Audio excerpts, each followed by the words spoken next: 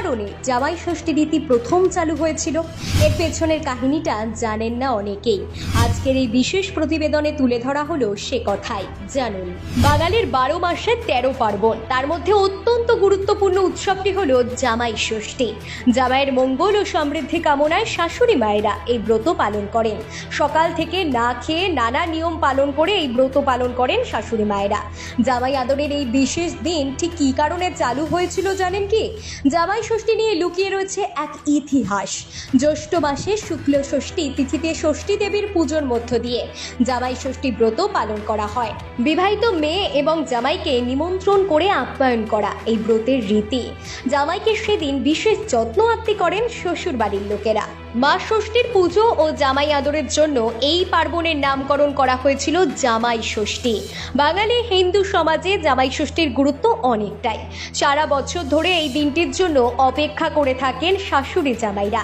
নতুন কাপড়, উপহার, ফলমূল, পান সুপুরি, ধান দুব্বা, বাঁশের কোড়ুল, তালের পাখা ও করমচা দিয়ে জামাই ষষ্ঠী উদযাপন করেন শাশুড়ি মায়েরা। তবে দিন পাল্টাচ্ছে, এখন সকলেরই ব্যস্ততা বেড়ে গিয়েছে, তাই বাড়িতে নানা রকম পদ রেঁধে আয়োজন করা হয়ে ওঠে না অনেক বাড়িতে। এই কারণেই বহু রেস্তোরাঁতে আজকাল পাওয়া যায় জামাই ষষ্ঠী থালি। কথিত আছে জামাই ষষ্ঠী পালনের রীতি সেই বৈদিক যুগ থেকেই শুরু হয়েছিল। বিভিন্ন প্রতিবেদনে উল্লেখিত তথ্য থেকে জানা যায় এক গৃহবধূ মাছ চুরি করে খেয়ে বেড়ালের ওপর দোষ চাপিয়েছিলেন, যার ফলে তার সন্তান নাকি হারিয়ে যায়। এই ঘটনার পর থেকেই জামাই ষষ্ঠী রীতির সূচনা হয়েছিল। তবে প্রথাগতভাবে একসময় মেয়েরা বিয়ের পর সন্তান না হওয়া পর্যন্ত মা বাবার বাড়িতে নাকি যেতে পারতো না।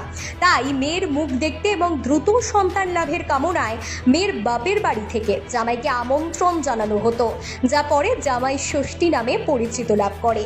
এক প্রতিবেদনে এই কথাই দাবি করা হয়েছে, যদিও এর পেছনে বিশেষ কোনো সত্যতা আছে নাকি যাচাই করেনি আমাদের চ্যানেল। এবছর 1 জুন রবিবার পড়েছে জামাই ষষ্ঠী। ষষ্ঠী তিথি আরম্ভ হচ্ছে রবিবার সকাল 8:17 রবিবার রাত 8টায় তিথি শেষ হচ্ছে জামাইয়ের মঙ্গল কামনায়।